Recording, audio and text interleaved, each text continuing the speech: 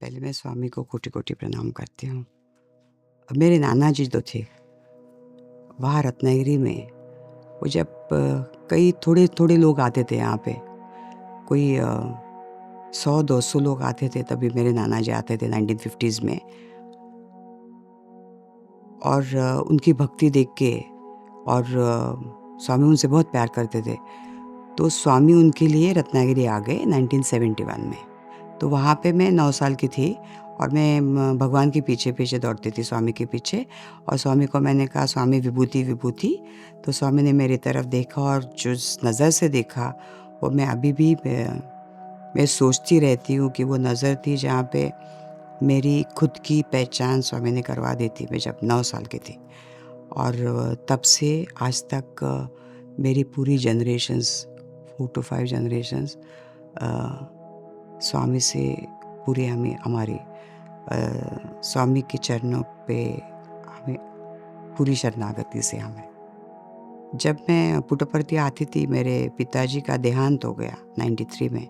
और जब मैं उनके पार्थिव के यहाँ बैठी थी, तो अचानक से आवाज़ आ गई कि अभी मैं ये रूप ख़त्म हो गया मेरा रूप, तो आप पुट्टपर्ती आ जाओ।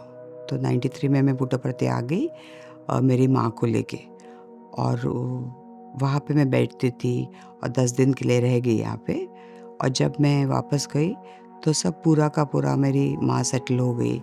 और फिर बाद में मेरी छोटी बहन का एजुकेशन हो गया, वो MBA कर गई। स्वामी ने वो भी देखा पूरा। वो देखते नहीं थे हमारी तरफ, पर पूरा काम करते थे। वहाँ स्वामी ने पूरी अपनी जिम्मेदारी घर की ले ली। और फिर मेरी छोटी बहन का एजुकेशन हो गया। फिर बाद में शादी भी हो गई। मेरे छोटे भाई का एजुकेशन हो गया, शादी हो गई। मेरा बड़ा भाई का पूरा तरह से ख्याल रखा। और मेरे बीच में ये कहना चाहती हूँ कि मेरा भाई जो है, उनके 9 ब्लॉकेजेस थे और 35% उनका ही चल रहा था। तो स्वामी का शिवलिंग जो है वहाँ पे और विभूति से वो पूरे अभी ठीक-ठाक से चल रहे हैं। और स्वामी ने उनको रिंग भी दी थी देखभाल के लिए, तो पूरी घर के देखभाल की। और स्वामी हमारे जीवन में जैसे सांस होती है, वहाँ पे जैसे सांस ही है अपने, ब्रेथ। मैं ये कहना चाहती हूँ कि बहुत बड़ी मैं चमत्कार नहीं कह सकती उनको, लेकिन 2001 में बैंगलोर में स्वामी मुझे हर बार बुलाते थे इंटरव्यू पे।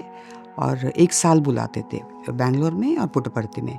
और बैंगलोर में जब मैं एक बार जब इंटरव्यू के लिए बुलाया, तो स्वामी ने एक चांदी की डिब्बी में पूरा कुमकुम निकाला और पूरा वो स्वामी के रूप पे गिरा हुआ था। और मंत्र का स्वामी कुछ मंत्र बोल रहे थे।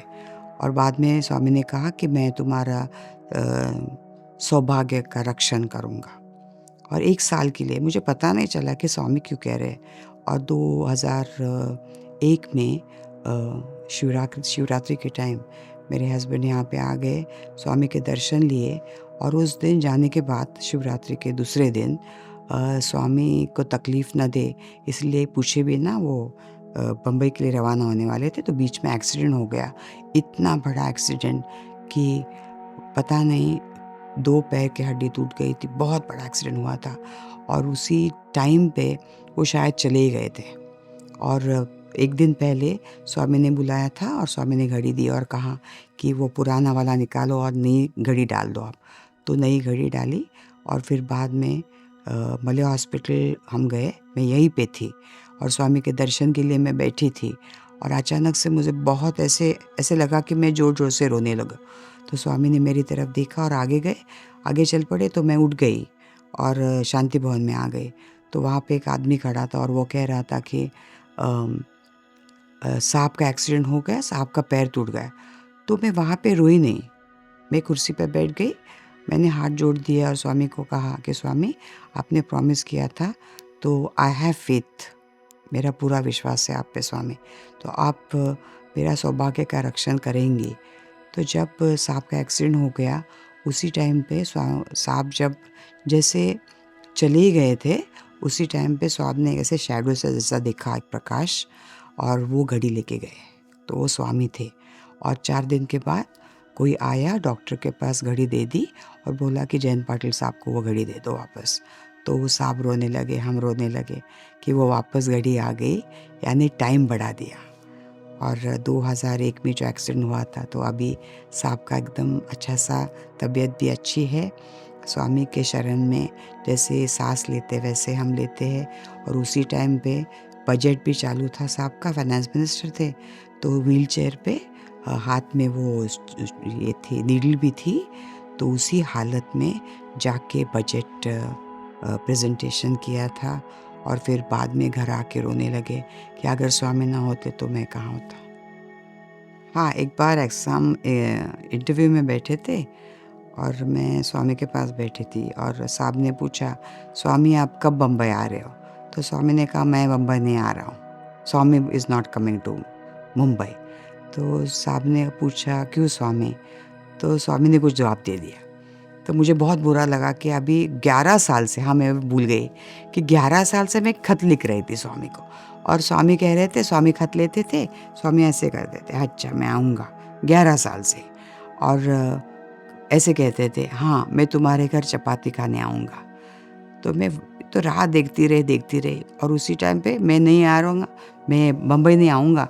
तो मैं बहुत घबरा गई, तो मैं रोने लगी। तो स्वामी ने मेरी तरफ देखा प्यार से और कहा, नहीं नहीं नहीं नहीं, बुरा मत मानो, मैं तुम्हारे लिए प्लान करूँगा। और 2009 में जब स्वामी ने तय किया यहाँ पे, तो कोई भी स्वामी के पास बैठे थे, तो उन्होंने मुझे फ़ोन किया, तो स्वामी आ रहे। तो मैंने फूल वाले को बुलाया, सबको बुलाया, मेरे भगवान आ रहे, भगवान आ रहे, और पूरी तैयारी कर ली स्वामी के आने की। और स्वामी घर पे आ गए और 3 घंटा रुक गए स्वामी। और बहुत अच्छा लगा क्योंकि स्वामी को मैंने खाना परोसा बहुत प्यार से। तो स्वामी कहने लगे, बस बस, तो मैं बहुत ज़्यादा डालने लगे। तो स्वामी कहते, आप बहुत बड़ा हाथ है तुम्हारा। और फिर पूरा का पूरा स्वामी ने खाया, और फिर बाद में प्रसाद में मैंने सब खाया स्वामी का। तो स्वामी के बहुत सारी मैं यादें नहीं कहूँगी, स्वामी के साथ मैं जीती हूँ, सांस स्वामी की लेते हैं हम सब। तो ऐसे रहने चाहिए। और स्वामी को अगर समझना है तो शांत रहना चाहिए, विचारों को अपने काबू में रखना चाहिए। जब हम किसी के साथ बात करते हैं तो सोच समझ के बात करो, किसी के बारे में बुरा मत बोलो, किसी के बारे में बुरा मत सोचो, किसी के पीछे किसी की बुराई मत करो, और शांति से रहना है तो स्वामी के पथ पर चलना, यही एक और अंतिम मार्ग है। एक बात मैं आप सबको कहना चाहती हूँ कि भगवान स्वामी नारायण है, शिव है, सबके रूप स्वामी है। लेकिन स्वामी अन्नपूर्णा के रूप में कैसे आ गए, मैं बताती हूँ। 2019 में बहुत बड़ी बाढ़ आई थी और पूरा सागर के जैसा सब फैल गया था। सब यानी जहाँ जानवर और सब मानव, उनके घर में सब पानी आके घुसकर सब पूरा का पूरा बेहाल हो गया था। तब साहब ने पूछा मुझे, मेरे हस्बैंड ने, कि आप क्या करोगे? तो मैंने कहा कि स्वामी कहते हैं ना कि सब नर में नारायण देखो, तो मैं स्वामी की सेवा करना चाहती हूँ। मैं स्वामी के लिए खाना पकाऊंगी, एक एक मेरे लिए स्वामी है। तो मैंने खाना पकाना शुरू किया और बहुत सारे लोग थे, तो बहुत सारे लोग प्यार से आने लगे। और पूरे 10 दिन के लिए सुबह शाम स्वामी का प्रसाद, स्वामी की आरती, और स्वामी का वो टेस्ट करती थी मैं खाना खुद।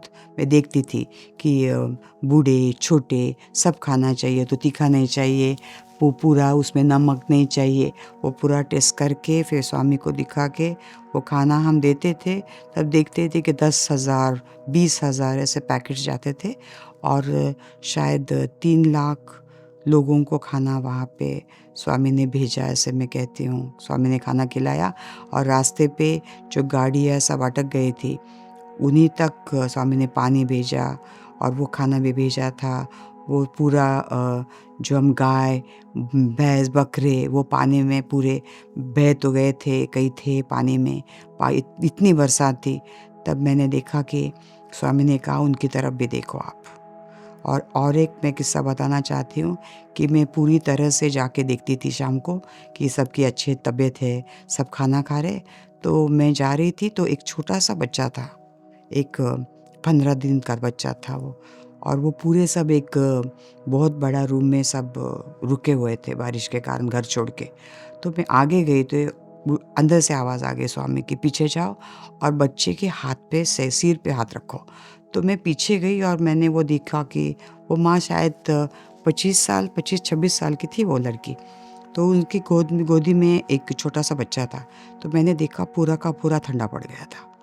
तो मैंने झट से स्वामी ने कहा कि उसको घर लेके जाओ। तो गाड़ी में उसको ये करके सब उसका सामान विमान लेके मैं उनको घर लेके गई। उसके लिए वो सब पलना बिलना सब पूरा सामान उनका रूम तैयार करके स्वामी ने कहा ऐसे समझो कि वो आपकी बेटी है, वो आपका पोता है। और वो उनको 15 दिन के लिए मैंने यहाँ पे रखा और उनको पूछा कि अगर और दिन रहना है तो आप रहो। और वो बच्चे को स्वामी ने बचाया है, ये मैंने खुद मेरी आंखों से देखा है। हाँ, सेवा में मैं सेवा में मेवा नहीं देखती। मैं स्वामी के हर तरफ से सेवा करना चाहती है।